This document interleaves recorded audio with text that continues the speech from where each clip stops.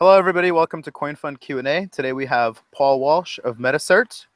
Metacert is a piece of software that implements some security features for messaging apps and is especially relevant these days in the context of decentralized communities around the blockchain space, all of whom are using Slacks and recently have been victims to various kinds of phishing attacks and other security events.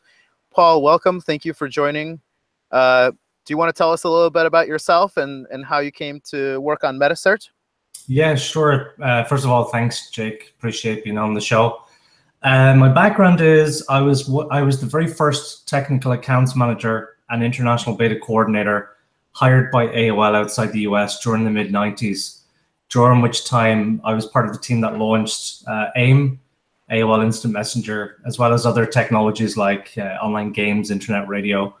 Then I worked in the mobile industry for a while. Started my first company in the mobile software testing space, which was a trust mark for web compliance certification for accessibility in 2003. Was heavily involved in various W3C initiatives. So I was one of the 7 original founders of the mobile web initiative at the W3C, pre-iPhone. So at a time when people didn't believe in a mobile web. And so I was the first person to rewrite Tim Berners-Lee's vision of the One Web, because that was used as a charter to help create best practices for mobile web. I'm one of the 2 people that co-instigated the creation of the W3C standard for URL classification or content labeling. So I started that in 2005. So everything I do today now is to help make people feel safe when opening a link. And that can be anything in the future. It could be an application, an API, an IoT device. But right now, Metacert is focused on helping people feel safe when opening a link inside a messaging service like Slack, HipChat, Skype, Messenger, and so on. So everything I've done in the past really has kind of been, mobile web, URL classification, and messaging. And so it's almost like everything I've done in my career has led me to where I am now. And Metacert has been in the space of messaging security for a little while now. It's one of the most established chatbot companies, or companies with chatbots, because we're not necessarily a chatbot company. And we were one of the first to close funding in that world as well, when I predicted that messaging apps would open up to third parties to have chatbots. Back when none of them were open, and so now they're all pretty much open. So that's kind of where we're at. That's my background. I also have a full patent for phishing protection inside a mobile application web view. So that's a pretty kind of solid patent, which I don't lead out of the gate with. Right? You should never do that, especially when you're involved in a developer ecosystem. You should say, that's actually only there for kind of protection against the big players. We lead out of the gate with the fact that we have a good product that people value. So that's my background. That's where I am with Metacert. Excellent. So let's talk a little bit about how that applies to the blockchain space. What we see in blockchain is a bunch of different open communities. That's because blockchain projects tend to be decentralized. The people who work for blockchain projects tend to be distributed all over the world. And they're all open source, and they're all kind of, or the vast majority of them are kind of open community projects. And so what they need is a digital platform where everyone can come together as a community. And that platform has typically been Slack. We've seen Gitter being used, a couple of other ones. But can you talk, Paul, a little bit about the security issues around using a Slack, or some of the ways that's actually disadvantageous to teams? So we've been protecting companies like IBM, F5, NTT Security who use Slack. And what we didn't predict, we've been predicting for years that the attack vector would migrate from email to messaging. And for me, it didn't take a rocket scientist to predict that. But it just so happens that we've gone from predicting to literally being put into fires when it comes to the crypto world.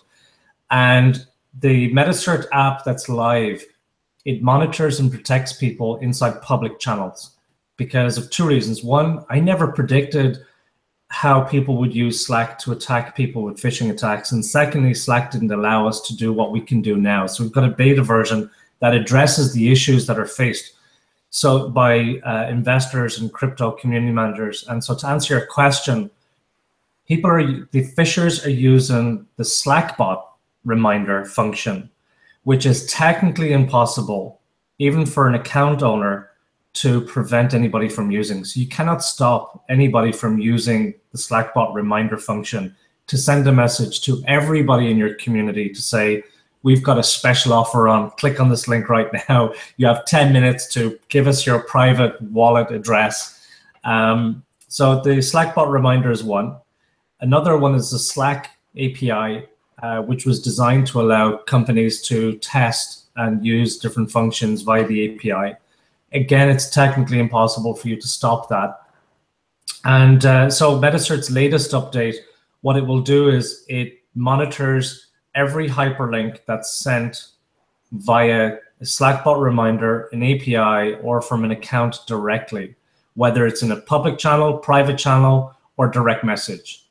It doesn't matter how they send it. Metacert is going to look at it, analyze it, and then alert you if it's a bad link inside a public channel.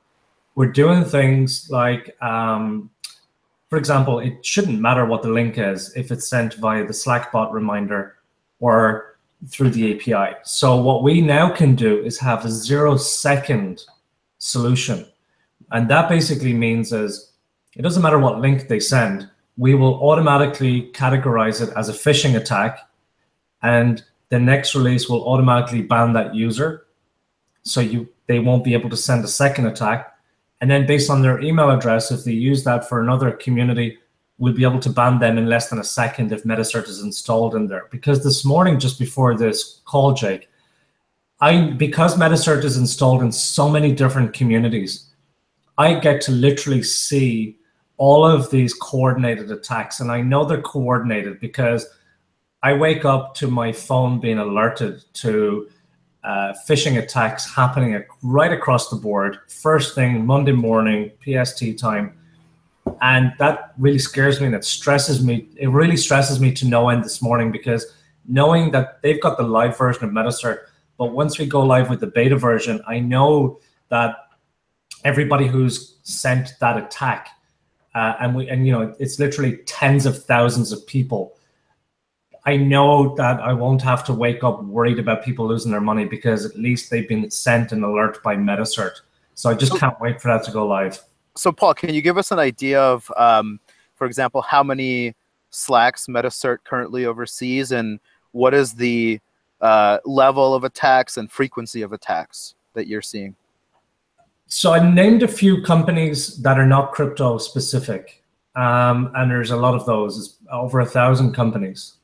Enterprise companies. But in the crypto world, we're very new to crypto. We're not new to the chatbot messaging, artificial intelligence world, but we're new to crypto, literally only 4 weeks.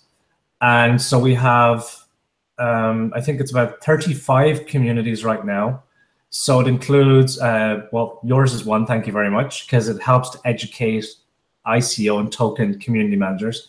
So we've got people like Singularity TV, Omise, Golem, Endorse, Hello Gold, and a bunch of others whose names escape me.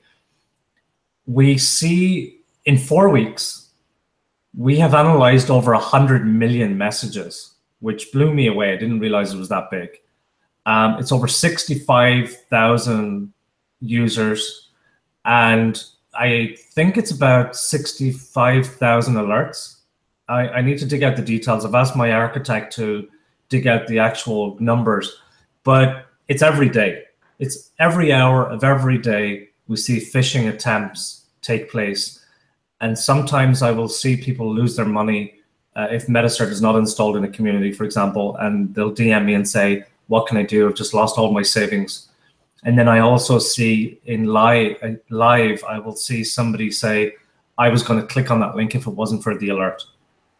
But I'm still stressed by the fact that our beta release doesn't have the capability to alert people when they've been DM'd a phishing link. And we hope to have that fixed today and then submitted to Slack but we do have a bunch of communities that are using it in beta right now, and one or two of them are literally screaming at me saying, why the hell isn't this working? We need it. We're being attacked. And so that stresses me out right now. So this is probably a little bit tangential to the data that you collect, but do you have any sense of how much money has been lost in phishing attacks over the last couple of weeks since they've really ramped up? According to Coin Analysis, that's the only report that I'm going by right now, where phishing is the #1 security issue. We'll read about the big hacks in the media, but we don't hear about the phishing attacks because it's a lot more of the smaller attacks. It's over 60,000 victims who've lost over $100 million this year alone. What we will know is how many attacks we've prevented. I don't know how much money has been lost, but I will know, and we will also provide a central kind of global threat intelligence system, which we'll publish online, that will show you literally attacks happening live, and we'll feed it through the Metacert Twitter account so that people can see, oh, there's an attack happening right now. And what we will be able to do is to prevent those same attacks happening in other communities because they're coordinated. And because our API is in real time, it's literally in less than a half a second. So we'll be able to prevent them in real time. As soon as we go live with this beta release, about 1 to 2 weeks after that, we'll have that central database whereby, Jake, if you use the same email address to try and attack 5 different communities that are protected by Metacert, as soon as we pick you up in the first community and ban you within a second, we will ban you automatically within a second of other communities. So it won't make it perfect. You can use different email addresses, but at least we'll make it more time consuming, because within the security world, it's never perfect. What we say is we need to make it as expensive in time and resource and money as possible so that, you know, they will go to the other communities that Metacert is not in, making it more difficult for them. Got it. Interesting. So in terms of the messaging around these phishing attacks, like my experience has been that a lot of the messages seem very, very similar. They're templated. Is it your sense that this might be like a single group behind this attack, or is it that maybe there's a code base somewhere that people can copy and kind of run attacks individually? Do you have any view on that? We know that the attacks are primarily coming from Russia, Ukraine, Romania, and China. And in part, that's because Metacert is being hit by attacks on our own servers. We have brute force attacks happening. Fortunately, we have good security built into our own systems, and we have infinite scale of our servers, which just makes it expensive for us to defend. I don't think it's one group. You know, it's similar to email. It's what catches people out. It's simple text. People read it, they click on the link. So it's not one group. And I do think the attacks are going to increase exponentially. They're not just going to grow at the same ratio as new ICOs and token launches. And the reason I believe that is because the more attention we get now within this community, within the crypto world, and the more regulation is put in place by different governments like the US and Canada and China, that legitimizes cryptocurrency in the eyes of institutional investors and the financial, hedge funds, for example. And so the more it kind of incentivizes them to come into this space, and the more it legitimizes it, the more media attention it gets. When you put all of that together, the cyber criminals are going to be drawn more towards the crypto world because it's an easy win. It's easy to steal people's money. It's easy to gain access to your wallet. It's not like stealing your credit card details. It's not like the attack that just happened on Equifax, where they've stolen the credentials of a third of people in America. They'll put it on the open market in the dark web. People will buy that information and use it. You may or may not be compromised. But once your wallet is compromised, your money is gone, and you've got no comeback. You've got no insurance to get that back. So I believe the crypto world hasn't seen anything yet. I believe there's going to be a huge surgence of phishing attacks. And I also predict that the founding teams behind crypto companies that get media attention will see attacks. And so they need to be mindful of their personal security. Shred everything. I know it sounds like something you would see in the movies, but this happens all the time. Cyber criminals do go through your trash. So shred everything, change passwords for all social media accounts and email addresses, use two-factor authentication for email and social media accounts. Do not use SMS as a secondary authentication factor because it's extremely easy to actually call your mobile operator, your cell provider, and get all of your text messages redirected to my phone. And then I just go to Gmail and I just do a password reset. It's the easiest hack in the world. And then you're completely compromised. Then I've got access to your social media accounts, your Slack account, and then I can just send out messages from your account to all of your community of investors. So there are very simple precautions that people can take right now because we're going to definitely see a lot more hacks and phishing attacks in the crypto world. Got it. Very good. And so are certain platforms kind of better set up to deal with these security issues than others? I know we talked about Slack, but there's at least probably 2 or 3 others that teams use most of the time. Is there a recommended one? And also, does Metacert work across these platforms? This is going to sound really weird and self-indulgent, right? For cryptocurrency communities specifically, Slack is definitely the best platform for building a community and harmonizing the community. You've seen it with CoinFund. The onboarding experience is flawless. Well, it's not flawless, but it's better than most. And it's familiar. Once you have a lot of people in there, they just want to stay in there. It's a bit like that's why Twitter was successful and Jaiku wasn't. Everybody just happened to be on the platform. Without Metacert, it's easy to compromise people. It's very easy.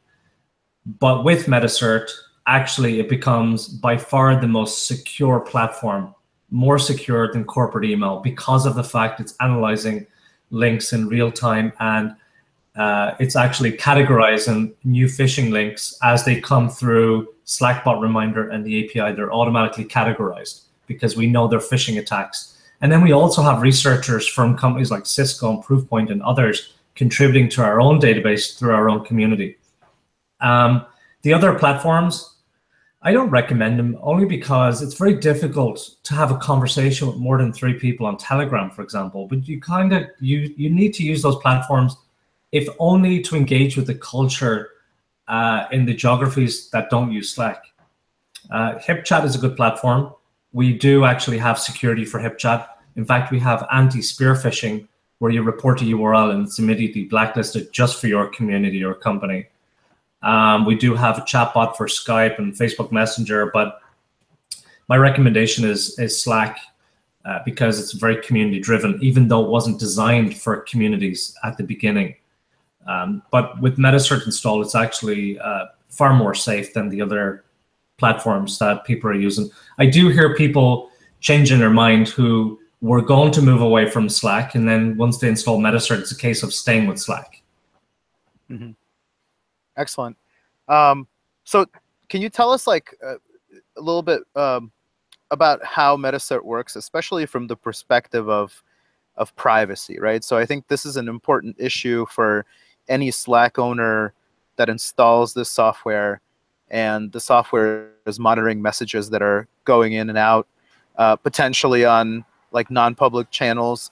Can you talk a little bit about how that information is handled in your system and who has access to it? I don't say often that's a really good question because it's almost like every other question isn't a good question, but that really is. So on the back end, even though the app itself takes less than 7 seconds to install, the threat intelligence system on the back end is the most advanced in the world. The size of our data set is bigger than Norton, McAfee, and Kaspersky combined, and we have the lowest error rate of false positives. So it's a very big enterprise-grade system that literally you couldn't hit it hard enough. And when you put in a link into a channel, what happens is on the back end, it will check over 3,000 shortening services in case it's a shortened link. It will find the destination. Then it will check the classification of that against 10 billion URIs across 3 collections. And it will then tell you if it's a good or bad link. And it does all of that in 180 milliseconds. From a privacy perspective, we analyze only links. Our software is not designed to transmit, read, or store any text-based conversation. So whether it's a public channel, private channel, or direct message, our software is not designed to look at any text. We could actually update the software so that it analyzes keywords to find out what people are saying, but we purposely didn't do that because we want to be able to assert that your privacy is just as important as the security, the protection of your users. So security and privacy goes hand in hand. It's equally important. So people shouldn't, because I've been asked that question by some community managers who at first were a bit concerned, well, are you able to read our direct messages? And the answer is absolutely not. Mm-hmm. Well, let me ask you a follow-up question, right? So in some sense, if you guys are processing links, potentially links carry information that is private, right? So I think my question still stands, of the data that you do collect, how do you ensure internally that the integrity of that data and the privacy of that data is secure, or do you? Well, there's only one person in the company that, well, actually, technically 2 people in the company that has potential access to that, and I'm not one of those 2 people. And I won't actually name who those 2 people are. And that's for security reasons. One, if I'm ever compromised, I actually don't have root access to anything. So even if I'm compromised, the worst that can happen is actually not very bad. Our data is completely separate to we've got a very disparate infrastructure across multiple types of platforms. And your question is a good one, because I remember when I was at AOL, there was good policies implemented after problems arose, where individuals would check out the account name of individuals they were talking to inside a chat room. So AOL very quickly put in place a very good policy which allowed them to be alerted should a member of staff check a member profile page, and then check to see if it was for legitimate reasons. So there's only 2 people in the company who potentially have access to that kind of information, and there's actually they would have no incentive to look at anything in the same way that MailChimp has no incentive to read your emails. Fair enough. And some of the biggest companies in the world trust Metacert, and we've been in the space for quite some time. We would like to become the very signed equivalent within the crypto world. And it's all about trust. Why should you trust Metacert? Well, here's our team. Here's Paul Walsh, the founder. Our chairman, who's very active, is the chief marketing officer of Belkin International. He owns all facets of e-commerce and marketing for Belkin, Wemo, Linksys. We have 3 angel networks that invested in Metacert from the Bay Area. The founders of Kayak, Travelocity, 888.com, Kick.com are all investors in Metacert. My COO, who's not yet listed on our website with most of the team, Ian Hayward, he created, funded, and maintained SpreadFirefox.com, which was Mozilla's developer community. He, along with 3 of our engineers, built all of the official add-ons for Dig, Delicious, PayPal, eBay, Yahoo, and Google. So collectively, between our W3C work and our open source work, some people might still say, oh, you know what, I don't install Metacert because we're transmitting those links. And I would understand that. But what I would say is you should trust us, because here's who we are, here's our intentions, and here's how we take privacy and security seriously. Yeah, thanks, Paul. That's That's fair enough, and that's a good overview. And I could tell you from my experience and working in technology in various capacities, but I've seen both situations where some of the larger technology companies go to great lengths to protect the data of users, even internally. And I've also seen situations where you have a SQL database and all of the engineers of the team can read all the customer messaging. And I think that what you're describing strikes a good chord somewhere in the middle. And I'm sure that will be enough for most customers. Oh, it's very important. It's our staging environment that we use to give to our partners who are installing the beta app. It's not even on the Metacert domain. So they're saying to me, well, how do we know that's really you? So I prove it's really me. But I want to make sure that everything is separate, and we make sure that we are as secure as we possibly can be. We were one of the very first companies in the world to deploy a third-party app on HipChat. We were one of the very first on Skype, one of the very first on Messenger. And so we know those APIs extraordinarily well. We know what the capabilities of those platforms are. And we want to make sure that our customers feel safe and secure in the knowledge that we do everything in our power to make sure that we're as secure as we can be. I mean, another good example is my personal blog, which I haven't used in quite some time, is on WordPress. I'm actually shutting that down just because it's an attack vector that gets hammered on a regular basis. And in the same way that our team is focused on helping to prevent the brute force attacks that are taking place on our servers, we haven't been compromised yet. It's not to say that it's 100% certain for the entire of the future. It's easier to attack than it is to defend, but we are making it as expensive as possible for people to compromise Metacert. And even if Metacert was compromised, our customers' data is completely secure. Got it. So you've given us a view that you believe these attacks are going to continue. They're going to maybe even grow exponentially. And thinking about it a little bit, a lot of these issues arise because especially in our space, admission to Slack involves basically inviting pseudonymous entities. There's not often a very strict process for verifying identity, and in fact, a lot of people in our space kind of value the ability to be anonymous or pseudonymous. So, do you think that if the number of these attacks increases over time, companies and projects are going to be more likely to, increase their due diligence on who they allow into their community? It might even require KYC or something like that. Do you see that as a possible outcome?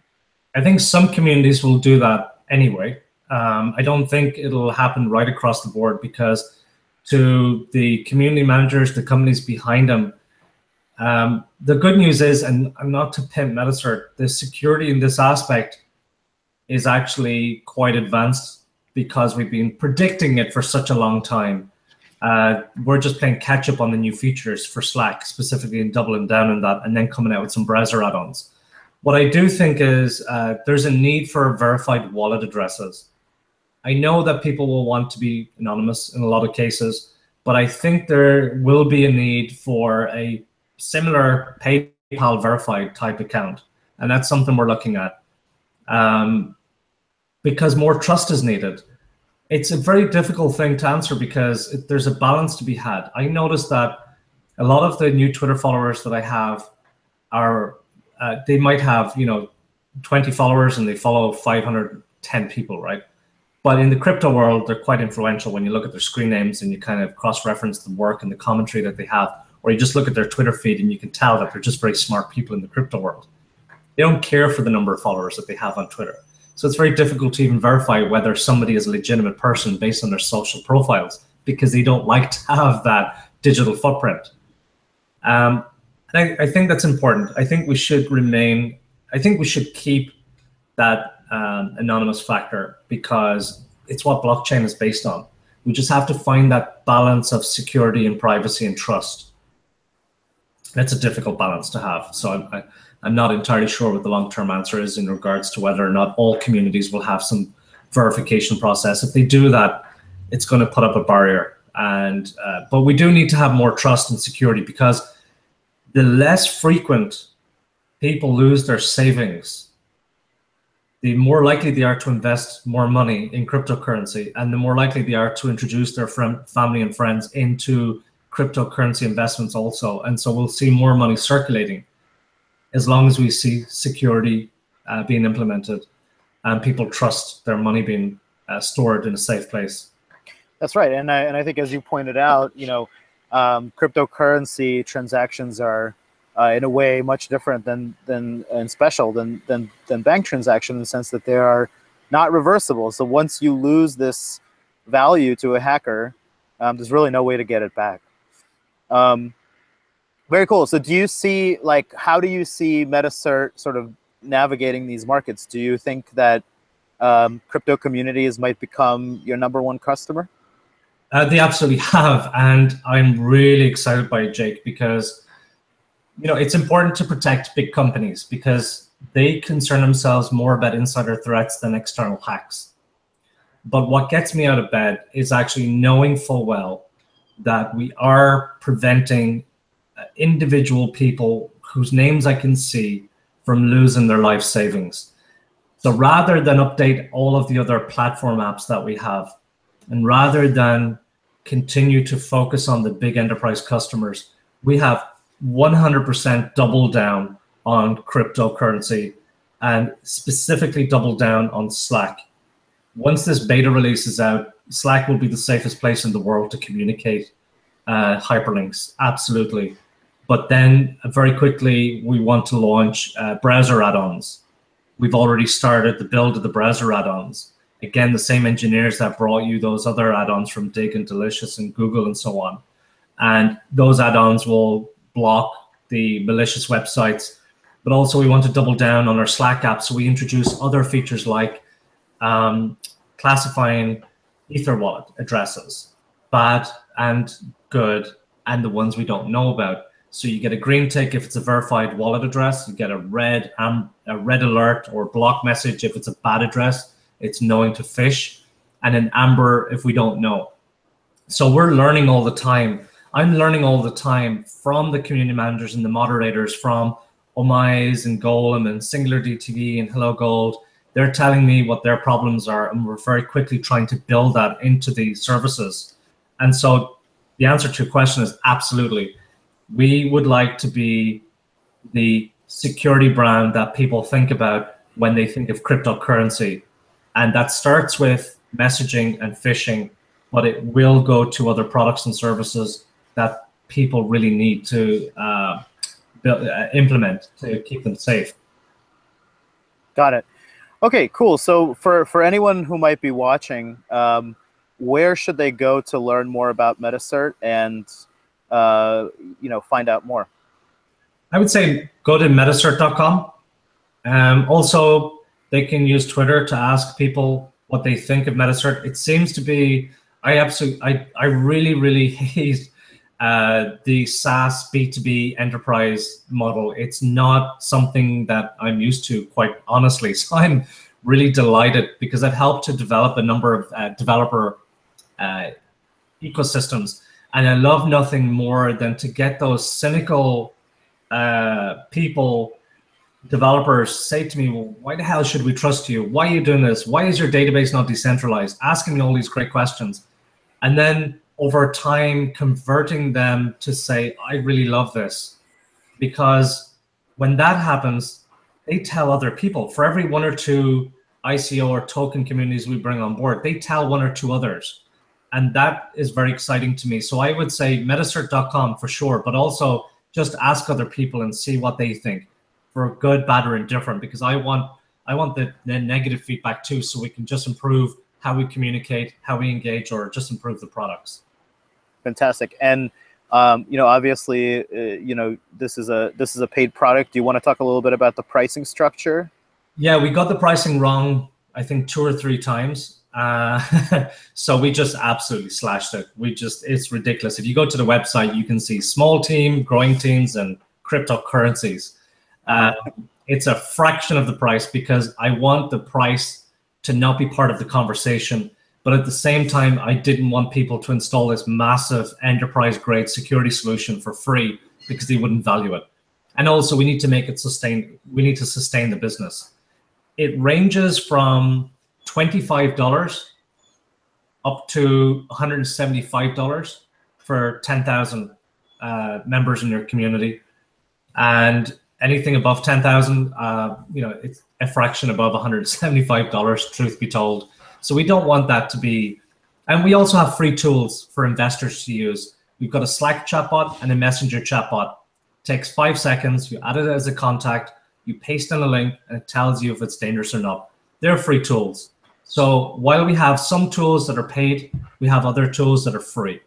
And the browser add-ons that we're building will absolutely be open source as well, because there's other phenomenal open source add-ons like MetaMask and a few others that do a great job. So I don't want to necessarily compete with them. I want to add value to what they do, but doing something very simple, just one thing very simple, which is to block the bad stuff and allow the good stuff to come through.